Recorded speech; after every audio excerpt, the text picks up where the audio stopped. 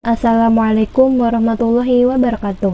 Alhamdulillahirrabbilalamin. Wassalatu wassalamu ala ashrafil anbiya'i wal mursalin Sayyidina Muhammadin wa ala alihi wa sahbihi ajma'in, amma ba'du.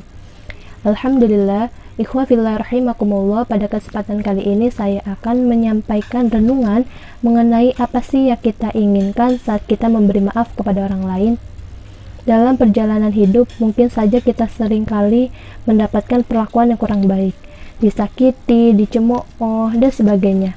Ada rasa sakit, itu memang, namun kita tidak boleh berlarut-larut di dalamnya. Sudah seharusnya kita menyiapkan diri untuk menghadapi dan mengatasi situasi seperti ini. Biasakanlah diri untuk mengontrol dan menguasai emosi, sebagaimana yang telah diajarkan oleh agama. Selesaikanlah hal tersebut dengan maaf. Yakinlah bahwa kita tidak akan bisa mendapatkan maaf yang hakiki kecuali jika kita, yang pertama, sepenuhnya memohon ampunan kepada Allah Subhanahu wa taala sebagaimana dalam firman-Nya. A'udzu billahi minasyaitonir rajim. Waliyafa'u waliyasfahu ala tuhibbuna an yaghfirallahu lakum. Wallahu ghafurur rahim. Dan hendaklah mereka memaafkan dan berlapang dada. Apakah kamu tidak ingin Allah mengampunimu? Dan Allah adalah Maha Pengampun lagi Maha Penyayang. Yang kedua, lakukanlah hal tersebut karena Allah Subhanahu wa taala semata. Jadikanlah syaitan sebagai musuh utamamu. Ketika kita memberikan maaf kepada orang lain, sungguh syaitan akan merasakan sakitnya sesakit-sakitnya. Sebab dengan begitu kita akan mendapatkan pahala dari Allah Subhanahu wa taala sebagaimana dalam firman-Nya. A'udzu billahi minasyaitonir rajim. Wa man 'afa wa aslaha fa ajruhu 'ala Allah. Innahu la yuhibbudz zalimin. Dan balasan suatu kejahatan adalah kejahatan yang serupa. Maka barang siapa memaafkan dan berbuat baik, maka pahalanya atas tanggungan Allah. Sesungguhnya dia tidak menyukai orang-orang yang zalim. Yang ketiga, memberi maaf adalah jalan menuju garis hidup yang mulia. Balaslah kejahatan dengan hal yang terbaik yang bisa kita lakukan.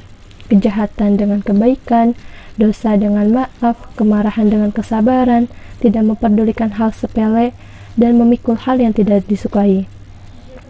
Yang keempat, dapatkan pahala karena meneladani sifat Allah Subhanahu wa taala sebagaimana dalam firman-Nya.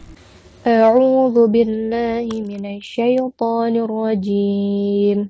In tubdu khairan aw tukhfuhu aw ta'fu 'an su'in fa innallaha kana 'afuwan qadira. Jika kamu menyatakan sesuatu kebaikan, atau menyembunyikan, atau memaafkan sesuatu kesalahan orang lain, sesungguhnya Allah Maha Pemaaf lagi Maha Kuasa.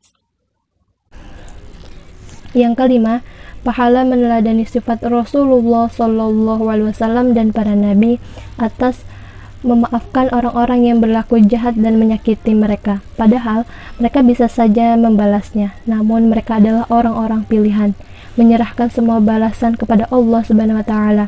Lalu siapa kita yang tidak mudah memaafkan? Tentunya dalam hal ini ada batasan-batasan yang masih pantas. Yang keenam, berusahalah untuk mendapatkan balasan jannah Aden. Saat kita memberikan maaf kepada orang lain, sejatinya kita sedang melakukan ibadah. Pemberian maaf adalah bentuk kepatuhan kita kepada Allah Subhanahu wa taala.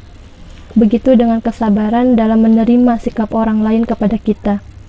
Tentunya hal ini akan meningkatkan derajat kita. Yang ketujuh, pemberian maaf terhadap orang-orang yang berbuat zalim adalah kebaikan kepada sesama muslim, sambil berharap semoga Allah Subhanahu wa taala memberikan kebaikan pula kepada kita. Sebagaimana dalam firman-Nya. A'udzu billahi minasyaitonir rajim. Hal jazaa'ul ihsani illal ihsan. Tidak ada balasan kebaikan kecuali kebaikan pula. Yang kedelapan adalah agar kita dicintai oleh Allah Subhanahu wa taala. Ketika kita dicintai oleh Allah Subhanahu wa taala, maka para malaikat pun akan mencintai kita dan para manusia juga begitu. Sebagaimana dalam firman-Nya. A'udzu billahi minasyaitonir rajim. Fa'fu anhum wasfah innallaha yuhibbul muhsinin. Maka maafkanlah mereka dan biarkanlah mereka. Sesungguhnya Allah menyukai orang-orang berbuat baik. Yang kesembilan, berusahalah supaya Allah Subhanahu wa taala mengangkat derajat kita baik di dunia maupun di akhirat.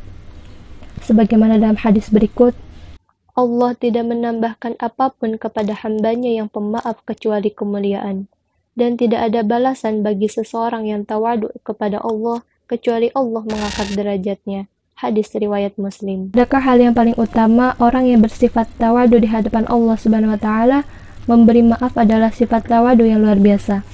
Umar bin Abdul Aziz radhiyallahu anhu berkata, "Jika kamu menghadap Allah Subhanahu wa taala dan kezaliman-kezaliman terhadapmu tak berkurang, lebih baik daripada menghadapnya dengan kezaliman-kezaliman terhadapmu yang telah dibalaskan." Jadi ikhwah fillah rahimakumullah, pikirkanlah dengan tenang sebelum mengambil keputusan untuk tidak memaafkan orang lain. Sekian, mohon maaf apabila masih terdapat kesalahannya. Wallahu a'lam bishawab. Wabillahi taufiq wal hidayah. Wassalamualaikum warahmatullahi wabarakatuh.